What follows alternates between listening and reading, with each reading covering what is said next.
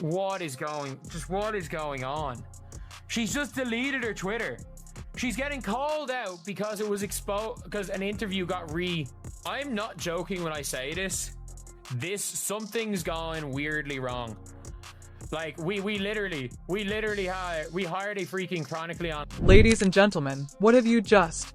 This wasn't simply a social media meltdown. That was the sound of traditional sports authority is collapsing. In real time, I am Jax Riley, and I have been following the digital breadcrumbs. I've been thinking about this narrative for months, and I've uncovered is nothing short of a revolution. The Indiana Fever president didn't simply erase her Twitter account because of a random backlash. She retreated because she was outmaneuvered by the most sophisticated fan intelligence operations in sports history. So here's what the other channels will not tell you. This was a calculated attack 9 months in the making.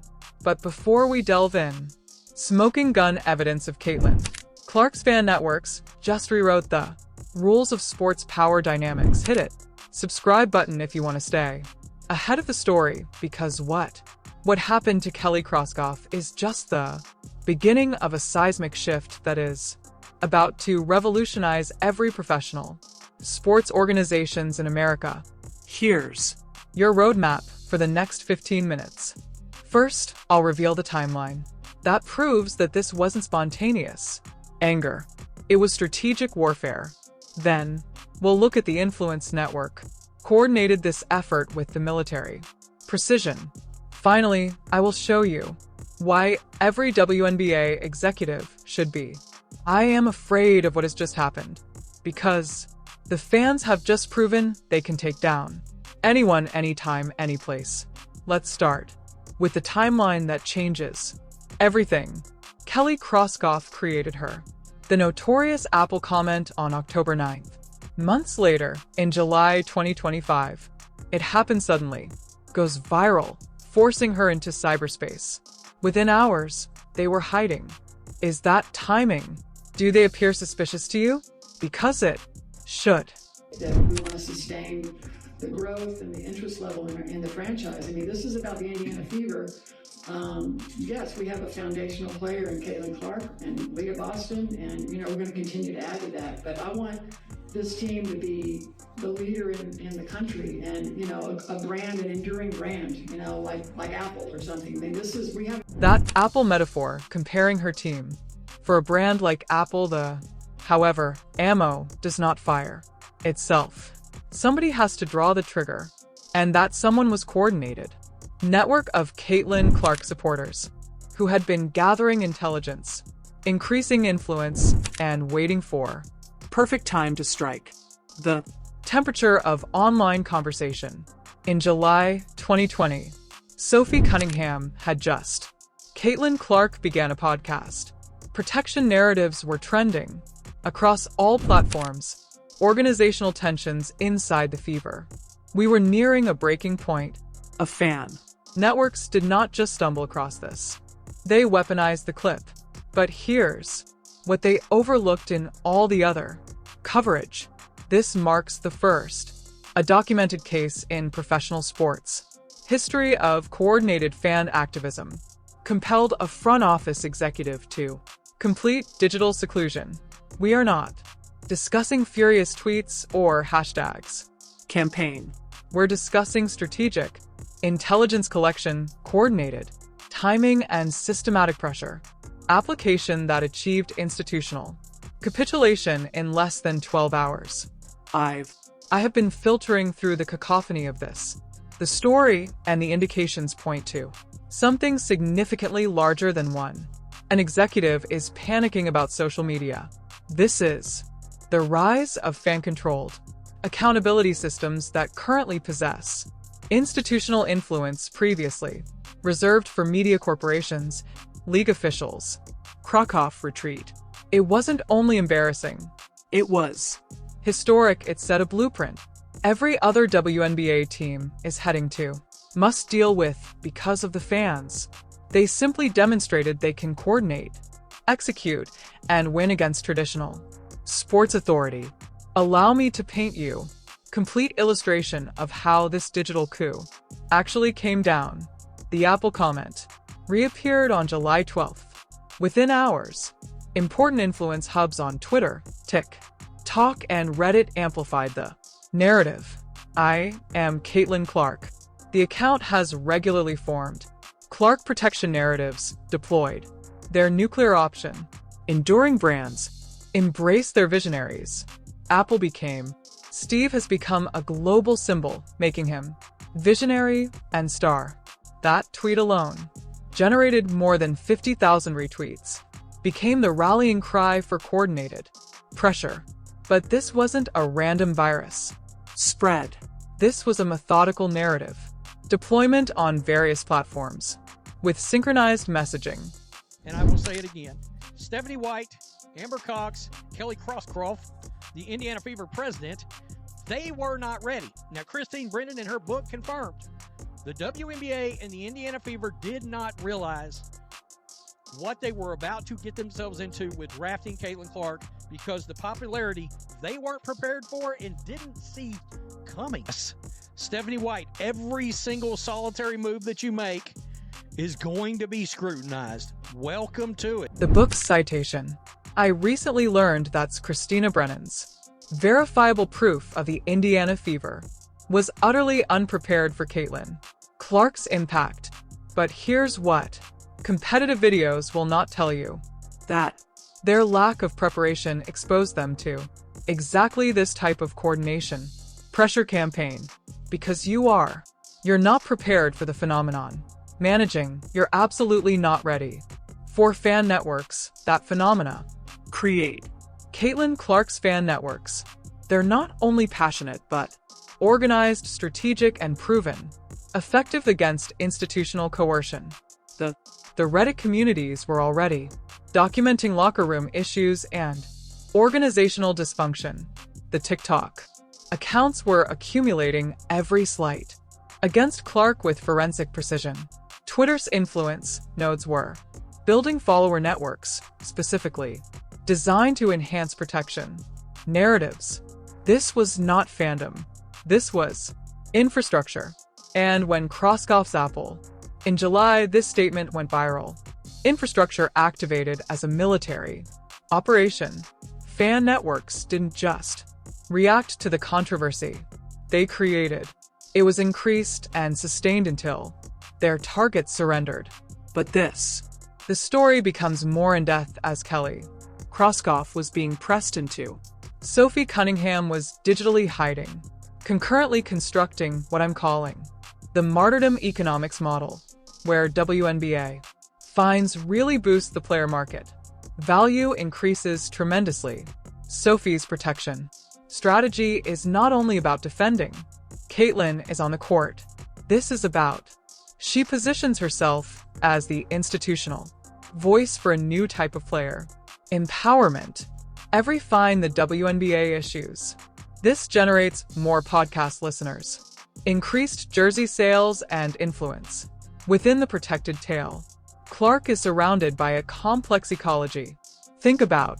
The economics are here. Sophia Cunningham has been fined over $2,000 by the WNBA in 2025, but her shirt quickly sold out.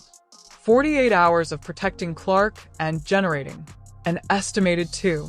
The fine-total ratio. This creates what I call martyrdom economics. Each punishment enhances her. The market is worth exponentially more. You're on the Las Vegas Strip. What can the Las Vegas expect from Sophie? Oh, you know what? I'm just going to be me. I don't go in there trying to predetermine anything. I'm dialed in. I need to focus on hitting my shots, making sure I'm executing the schemes right. I'm not focused on the extracurricular activities. And you know what?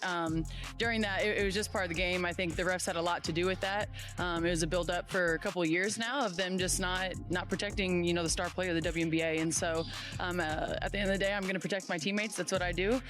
The WNBA accidentally introduced a new monetization strategy in which the league punishment equals player profit. And the fan networks noticed this instantaneously, turning each Sophie Cunningham's fine became a rallying call for. There is even more support. But here is the angle. Nobody is covering. Sophie's podcast is more than just entertainment. It's intelligence gathering. She is disclosing internal team dynamics, calling out organizational failures and building audience loyalty, which translates directly into economic leverage against the league. That's a methodical disintegration. You've just heard about referee failure. That isn't simply player frustration. That's deliberate message aimed at create public pressure for institutions. Change. Sophie knows that her voice enhanced by podcast, infrastructure, and fan network coordination can enforce accountability. Traditional media never could. And the fan networks are listening, learning, and coordinating their own. Pressure campaigns are based on the she provides intelligence. It's a symbiotic partnership in which the player, activism, and fan groups reinforce together to create something unprecedented. Institutional pressure. Now, let's chat on what this implies for everyone. WNBA team. Because of the Krauskopf retreat, simply shown that traditional sports authority is no longer untouchable. The fan networks have tasted blood. They've honed their approaches, and they have demonstrated their efficacy. Based on the I've been tracking escalating patterns, I predict a large organization shakeup within Indiana Fever management. Before Krauskopf's departure from social media signals institutional, susceptible to fan pressure campaigns. Other executives are paying close attention. Carefully. But this extends beyond the Fever the model just took down. Krauskopf will be reproduced across WNBA alongside other star players. Teams are going to have to adjust to fan-powered responsibility or face coordination. Pressure campaigns that can force institutional reactions arrive within hours. Traditional sports media is losing authority over the tail to fan-generated content networks that move quickly, hit harder, and maintain pressure for longer than any newspaper or ESPN feature ever could. The Influence Network, which coordinated the Krauskopf takedown, includes Sophie Cunningham's podcast.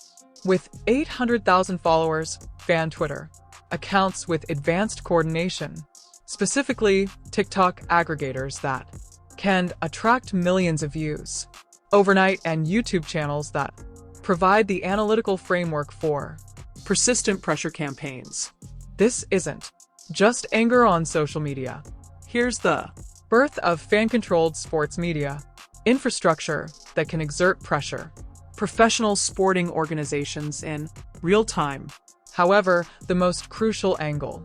Every other channel is missing what I refer to as the enormous WNBA power, moving away from league-controlled narratives to fan-based responsibility.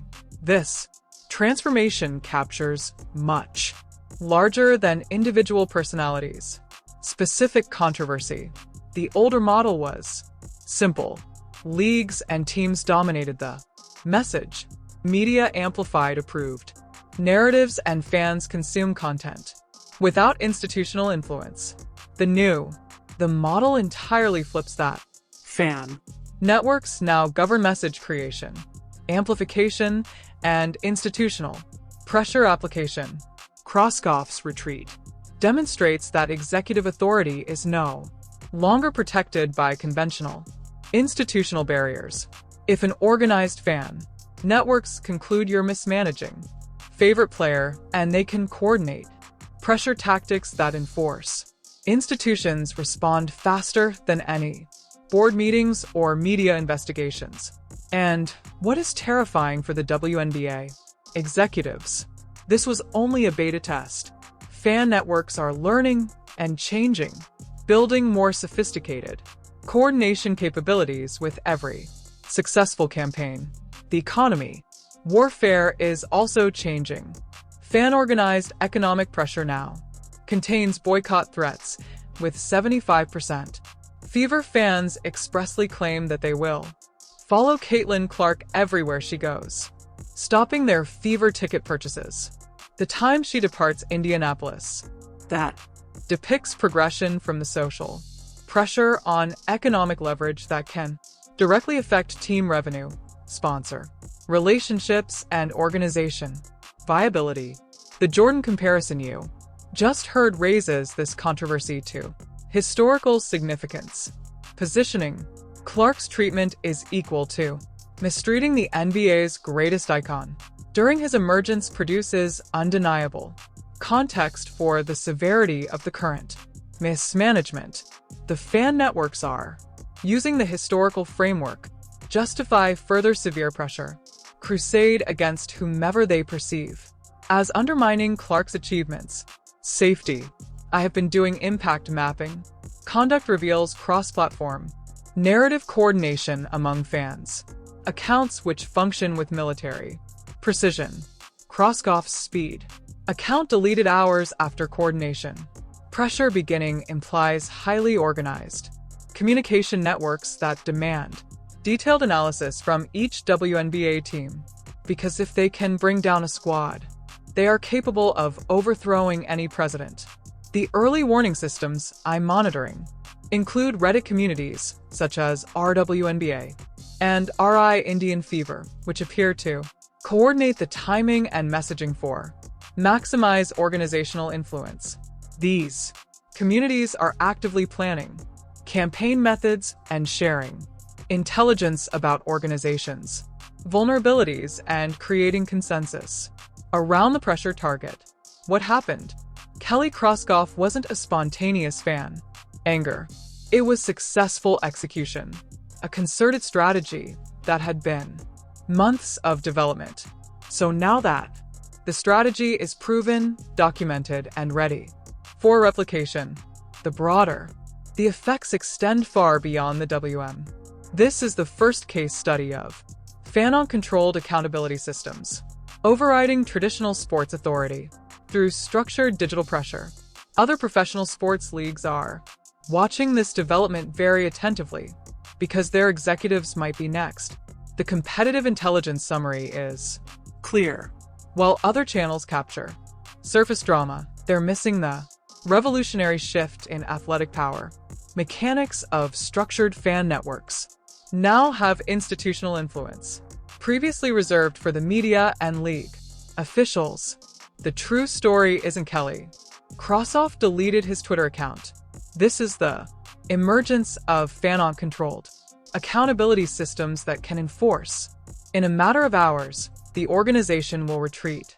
This is the basis for every other WNBA the team will have to prepare for, because the fans just demonstrated they can win institutional battles through coordinated pressure campaigns. But here's what comes next and why every sports executives should pay attention.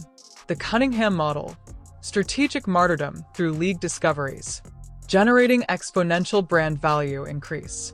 Players are about to replicate across various teams who recognize that fan backing can lead directly to economic leverage against the league. Authority.